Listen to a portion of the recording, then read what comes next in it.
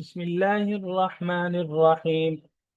وإذ قال ربك للملائكة إني جاعل في الأرض خليفة قالوا أتجعل فيها من يفسد فيها ويسفك الدماء ونحن نسبح بحمدك ونقدس لك قال إني أعلم ما لا تعلمون وعلم آدم الأسماء كلها ثم عرضهم على الملائكة فقال أنبئوني بأسماء هؤلاء إن كنتم صادقين قالوا سبحانك لا علم لنا إلا ما علمتنا إنك أنت العليم الحكيم. صدق الله العظيم. جی.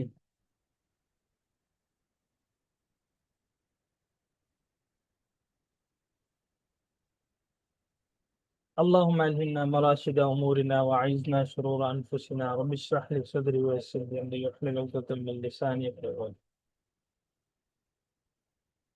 تو یہ رکوع نمبر 3 شروع ہو رہا ہے، جس سے متعلق کچھ بات گزر بھی چکی تھی کہ اللہ تعالیٰ نے انسان کی پیدائش کا قصہ ذکر کر رہے ہیں کہ اللہ تعالیٰ نے انسان کو پیدا کیا اور ایک خاص مقصد سے پیدا کیا. حالانکہ مخلوقات پہلے بھی تھی، فرشتے تھے، جنات تھے، لیکن اور شیاطین بھی موجود تھے، لیکن اللہ تعالیٰ کی منشا یہ تھی کہ ایسی مخلوق پیدا کروں جن میں شر کا مادہ بھی ہو، بدی کا مادہ بھی ہو، اور پھر وہ اپنے شر کے مادے کو دبا کر جن میں شر کا مادہ بھی ہو اور خیر کا مادہ بھی ہو، تو ان دونوں کے باوجود وہ شر کے مادہ کو دبا کر خیر کے مادہ پر اب چلیں اور اللہ کو راضی کریں. تو یہ اللہ تعالیٰ کی منشا تھی انسانوں کو پیدا کرنے کی. لیکن اس پر فرشتوں کو ایک سوال پیدا ہوا. انہوں نے کہا یا اللہ، آپ ایسی مخلوق پیدا کر رہے ہیں جو فساد پھیلائیں گے. جنات تھے، انہوں نے بھی یہی کام کیا، یہ بھی فساد پھیلائیں گے. اگر آپ عبادت کے لیے پیدا کر رہے ہیں تو عبادت تو ہم آپ ہی کرتے ہیں، کیونکہ فرشتے جو ہیں وہ تو اللہ تعالیٰ نے ایسے بنائے ہیں کہ اگر حدیث شریف میں آتا ہے کہ اگر کوئی فرشتہ اللہ تعالیٰ نے رکوع کرنے کے لیے پیدا کیا تو وہ قیامت تک رکوع ہی میں رہے گا. اسی طرح جو سجدے کے لیے ہے وہ سجدے میں رہے گا. الغرض جس کام کے لیے جو فرشتہ پیدا کیا ہے وہ قیامت تک اسی کام میں لگا رہے گا. فرشتوں کے اندر نافرمانی اور بدی اور شر کا مادہ اللہ نے رکھا ہی نہیں ہے، خیر کا مادہ ہی رکھا ہے، فرما برداری کا ہی مادہ رکھا ہے. لہٰذا وہ تو فرما بردار ہی رہیں گے. اس لیے انہوں نے کہا یا اللہ، آپ کی فرما برداری کے لیے، آپ کی اطاعت کے لیے تو ہم ہیں، ہم آپ کی تسبیح بھی بیان کرتے ہیں، آپ کی تقدیس بھی بیان کرتے ہیں، لہذا کیا ضرورت ہے ایسی مخلوق پیدا کرنے کی جس میں شر ہو. اور ایک حدیث میں آتا ہے، ایک روایت ہے، اس میں یہ آتا ہے کہ فرشتوں میں یہ بات بڑی مشہور اور عام تھی. وہ کہا کرتے تھے کہ اللہ تعالی ہم سے زیادہ معزز اور علم والی مخلوق نہیں پیدا کریں گے. لہذا وہ اس پہ بڑا فخر کرتے تھے کہ سب سے زیادہ علم والے بھی ہم ہیں اور اللہ کے ہاں سب سے زیادہ معزز بھی ہم ہی ہیں، ہم سے زیادہ کوئی مخلوق پیدا نہیں ہے. لیکن جب اللہ تعالیٰ نے کہا کہ میں ایک خلیفہ پیدا کر رہا ہوں، خلیفہ کا مطلب ہے کہ اللہ تعالیٰ اپنا نائب پیدا کرے. خلیفہ کا مطلب ہوتا ہے نائب. اللہ تعالیٰ نے کہا میں اپنا نائب پیدا کر رہا ہوں. اور انسان کو اللہ تعالیٰ نے نائب اس لیے کہا ہے کہ انسان اللہ کے حکموں کو اس زمین میں پورا کرے گا، عمل میں لے کر آئے گا، خود اپنے عمل میں بھی لائے گا اور دوسروں تک بھی کوشش کرے گا کہ دوسرے لوگ بھی اللہ تعالیٰ کے احکامات پر عمل کرے. اس لیے انبیاء کا تو کام ہی یہی تھا.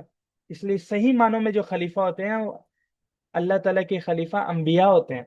تو ان کا تو کام ہی یہی ہوتا ہے کہ انسانیت کو راہ راست کی طرف بلانا، اللہ تعالیٰ کے احکامات پر عمل کرنے کی دعوت دینا. اس لیے اللہ تعالیٰ نے انسانوں کو خلیفہ کہا. تو خلیفہ ہونا یہ بہت بڑا اعزاز ہے. یہ اعزاز کسی اور کے پاس نہیں تھا، نہ فرشتوں کے پاس، نہ اس وقت شیاطین بڑے عبادت گزار تھے ان کے پاس بھی نہیں تھا، نہ جنات کے پاس تھا. لہذا وہ جو فرشتے ہیں وہ بڑے حیران ہوئے کہ ایسی مخلوق جن میں شر کا مادہ ہے اور وہ خون بہائیں گے، ان کو اللہ تعالیٰ یہ اعزاز دے رہے ہیں کہ اپنا نائب بنا رہے ہیں۔ اس لیے انہوں نے کہا کہ آپ ایسی مخلوق پیدا کر رہے ہیں جو زمین میں فساد پھیلائے گی۔ تو اللہ نے اس کا جواب دیا، انی اعلم ما لا تعلمون، کہ میں جو جانتا ہوں، جس مقصد کے لیے میں اس مخلوق کو پیدا کر رہا ہوں، اور جو میری چاہت اور منشا ہے، وہ تم نہیں جانتے۔ پھر اللہ تعالیٰ نے آدم اور انسان کی فضیلت بتانے کے لیے ایک مکالمہ کیا۔ وہ یہ کہ اللہ تعالیٰ نے دنیا کی چیزوں کے نام، ان کی خصوصیات، ان کی کیفیات، وہ آدم علیہ السلام کو بتائی، جیسے بھوک ہے، اور دنیا میں رہنے والی چیزیں ہیں، کھیتیاں ہیں، کیسے ان سے فائدہ اٹھانا ہے، ساری چیزیں بتائیں۔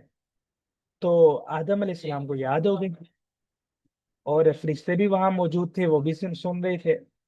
لیکن فرشتوں کے اندر اللہ تعالیٰ نے استطاعت ہی نہیں رکھی کہ ان کو یہ احساسات اور کیفیات ہوں کہ وہ یہ چیزیں یاد کر لیں۔ وہ چیزیں یاد نہیں کر سکتے، ان کا دنیا سے لینا دینا نہیں، ان کا تعلق نہیں ہے نا دنیا سے، اور ان کے اندر یہ بھوک اور یہ چیزیں بھی نہیں ہیں، لہذا ان کو یہ چیزیں یاد نہیں۔ تو اللہ تعالیٰ نے آدم علیہ السلام اور انسان کی فضیلت دکھانے کے لیے ان کے سامنے آدم علیہ السلام کو کہا کہ یہ ساری چیزوں کے نام بتاؤ، ان کی خصوصیات بتاؤ۔ آدم علیہ السلام نے سارا کچھ بتا دیا۔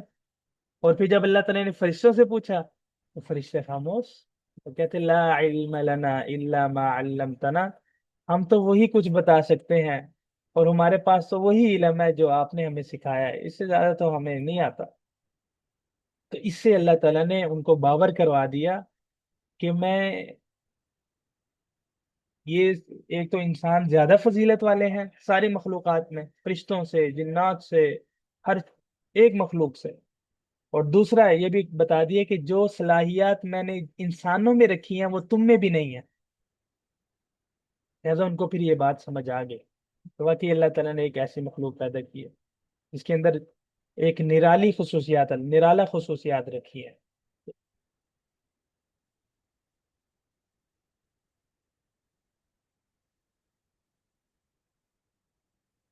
اچھا، اب اس کا ترجمہ دیکھ لیتے ہیں یہاں تک۔ یہ دو آیتیں جو ہیں، تقریباً تین آیتیں لمبی لمبی، ان میں اللہ تعالیٰ نے اسی کو بات کا ذکر کیا، وَإِذْ قَالَ رَبُّكَ لِلْمَلَائِكَةِ، اور اے نبی جی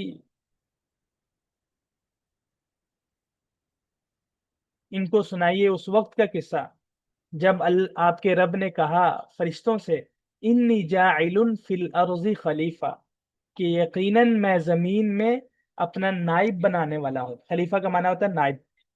قالوا اتجعل فیہا من یفسد فیہا ویسفک الدماء، تو فرشتے کہنے لگے کہ کیا آپ زمین میں وہ مخلوق پیدا کر رہے ہیں جو زمین میں فساد پھیلائیں گے، ویسفک الدماء، اور خون بہائیں گے، وَنَحْنُ نُسَبِّحُ بِحَمْدِكَ، اور ہم آپ کی حمد بیان کرتے ہیں اور آپ کی تقدیس بیان کرتے ہیں۔ قال انی اعلم ما لا تعلمون، اللہ تعالیٰ نے کہا کہ اے فرشتوں میں وہ کچھ جانتا ہوں جو تم نہیں جانتے۔ وعلم آدم الاسماء، اور پھر اللہ تعالیٰ نے آدم علیہ السلام کو ساری چیزوں کے نام سکھلا دیے۔ ثم عرضهم على الملائکہ، پھر وہ نام اللہ تعالیٰ نے فرشتوں پر پیش کیے، فرشتوں کے سامنے رکھے، اور انہوں نے کہا انبئونی باسماء ہؤلاء، یہ ان چیزوں کے نام مجھے بتاؤ، ان کنتم صادقین، اگر تم واقعی سچے ہو اپنی بات میں۔ قالوا سبحانک لا علم لنا، تو فرشتے کہنے لگے اے اللہ آپ کی ذات پاک ہے، لا علم لنا، ہمیں نہیں ہے علم، الا ما علمتنا، مگر انہی چیزوں کا جو آپ نے ہمیں سکھائی ہیں، بس انہی کا علم ہے ہمیں، اس سے زیادہ ہمیں علم نہیں ہے۔ انک انت العلیم الحکیم، یقیناً حقیقت میں تو آپ ہی علم والے ہیں اور آپ ہی حکیم ذات ہیں، حکمت والی ذات ہے۔ قال یا آدم انبئهم باسمائهم، پھر اللہ تعالیٰ نے آدم علیہ السلام کو کہا آدم انہیں ان چیزوں کے نام بتلاؤ۔ فلما انباهم باسمائهم، تو آدم علیہ السلام نے بتا دیے نام۔ تو پھر جب آدم علیہ السلام نے ان چیزوں کے نام بتلا دیے فرشتوں کو، قال الم اقل لکم، تو اللہ تعالیٰ نے فخر کرتے ہوئے کہا انسانوں پر کہ کیا میں نے فرشتوں سے کہا کہ کیا میں نے تمہیں نہیں کہا تھا، انی اعلم غیب السماوات والارض، کہ یقیناً میں آسمان و زمین کی پوشیدہ رازوں کو جانتا ہوں۔ اس لیے مجھے وہ انسانوں کے بارے میں اور ان کی پیدائش سے متعلق وہ باتیں پتہ ہیں جو تمہیں نہیں پتہ، اس لیے تم ایسے سوال مت کرو۔ وَأَعْلَمُ مَا تُبْدُونَ وَمَا كُنْتُمْ تَكْتُمُونَ، اور میں وہ کچھ بھی جانتا ہوں جو کچھ تم اعلانیہ کرتے ہو، وَمَا كُنْتُمْ تَكْتُمُونَ، اور جو کچھ تم چھپا چھپا کر کرتے ہو۔ تو اس سے جو ہے اللہ تعالیٰ نے انسان کو پیدا کرنے کا مقصد بھی بتلا دیا، اور انسان کی یعنی آدم علیہ السلام کی فضیلت بھی ثابت ہو گئی، اس سے فضیلت بھی بتا دی کہ یہ سب سے فضیلت ترین مخلوق ہے۔ پھر اس کے بعد کیونکہ فضیلت ثابت ہو گئی تھی تو اللہ تعالیٰ نے امتحان کے لیے اور آدم علیہ السلام کی عظمت ساروں کی دلوں میں بٹھانے کے لیے فرشتوں سے اور شیاطین سے کہا کہ سجدہ کرو، آدم کو سجدہ کرو۔ اور یہ سجدہ عبادت کے لیے نہیں تھا، بلکہ یہ سجدہ عظمت کے لیے تھا، اس کو کہتے ہیں سجدہ تعظیمی۔ اور آپ کو پتہ ہے یہ جو سجدہ تعظیمی ہے یہ پہلی شریعتوں میں جائز بھی تھا، جیسے کہ آگے یوسف علیہ السلام کا قصہ آئے گا تو اس میں ہم پڑھیں گے یوسف علیہ السلام کو ان کے بھائیوں نے اور ان کے والد اور والدہ نے سجدہ کیا عظمت کی بنیاد پر، ان کی عزت کی بنیاد پر۔ تو یہ سجدہ پہلی شریعتوں میں پہلی امتوں میں جائز تھا، تو اللہ تعالیٰ نے یہی والا سجدہ کرنے کا حکم دیا تمام فرشتوں کو اور تمام شیاطین کو۔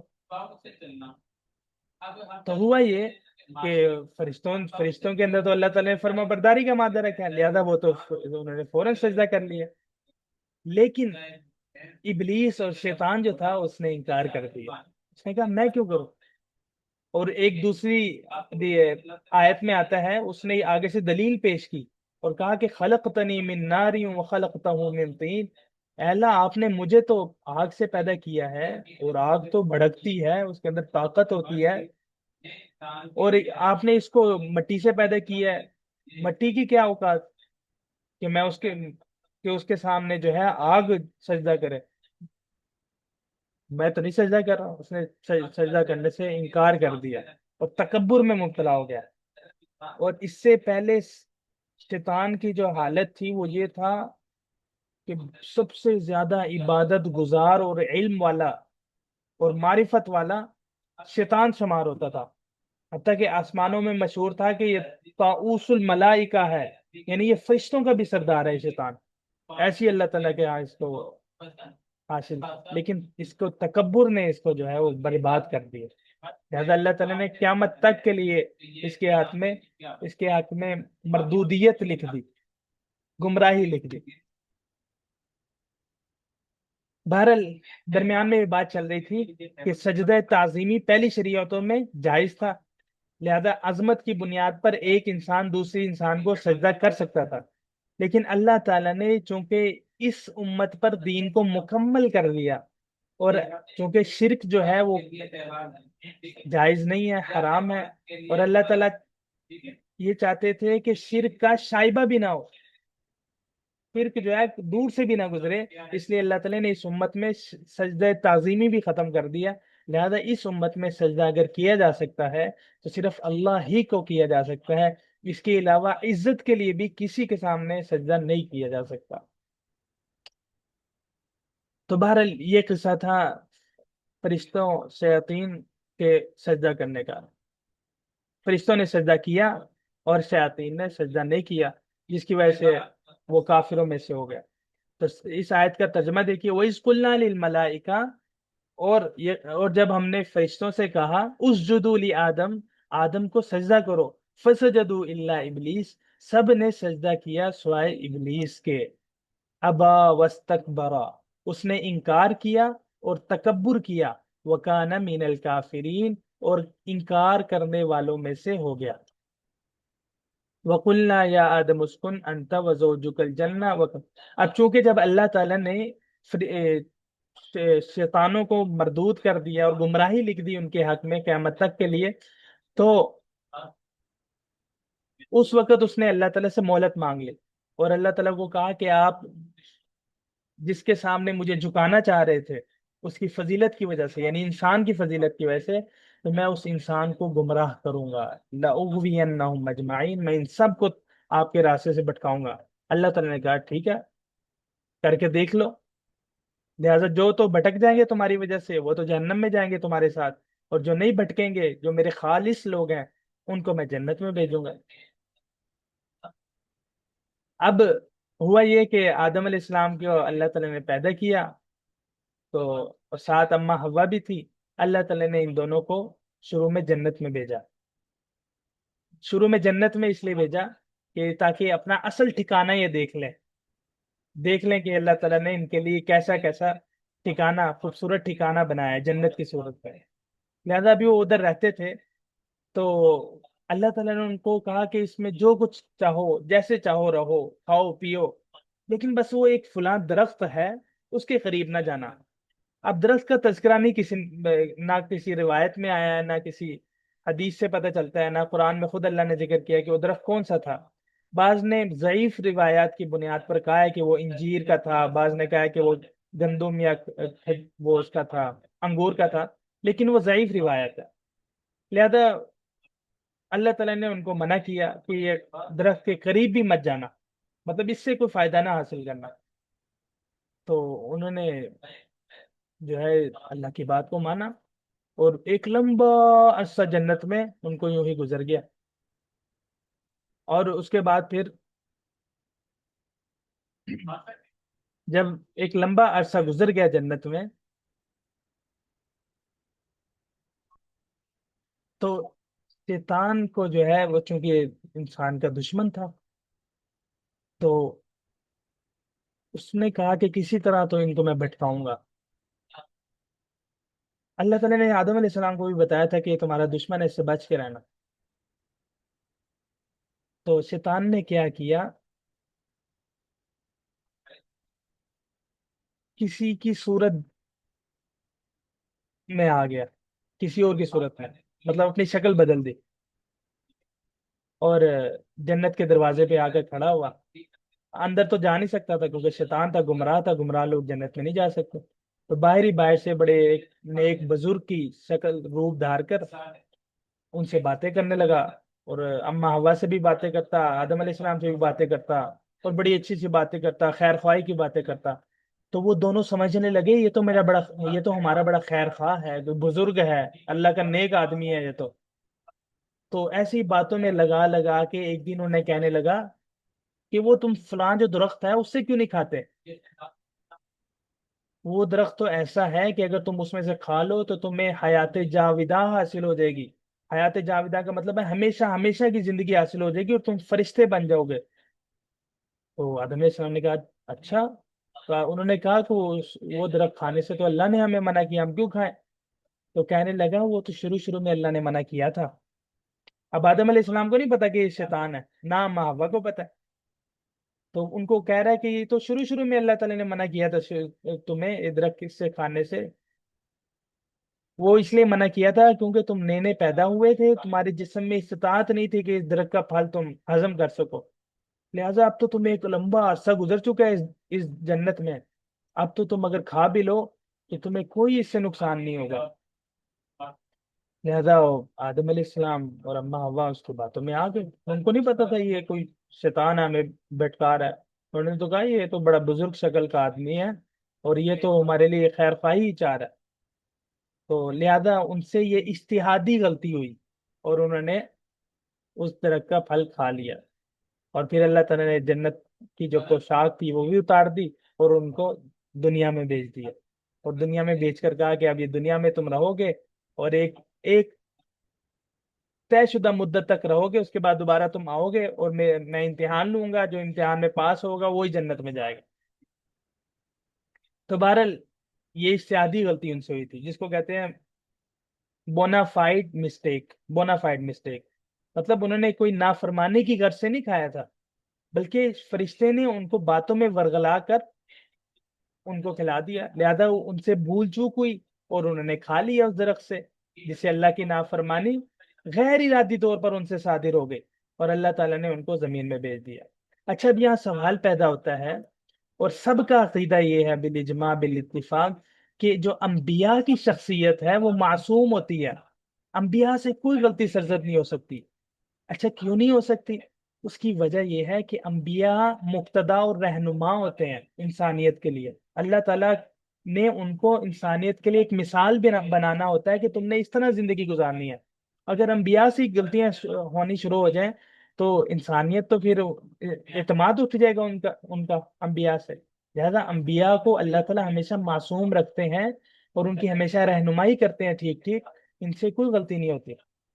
اور یہ جو غلطی ہوئی تھی یہ میں نے پہلے آپ کو بتا دیا کہ جو آدم علیہ السلام سے یہ غلطی ہوئی تھی، یہ نافرمانی نہیں تھی، یہ گناہ نہیں تھا، بلکہ یہ اجتہادی غلطی تھی، بونافائڈ مسٹیک تھی جو غیر ارادی طور پر ہوئی تھی۔ اس لیے ان کی عصمت پر، ان کی معصومیت پر اس سے زد نہیں پڑتی۔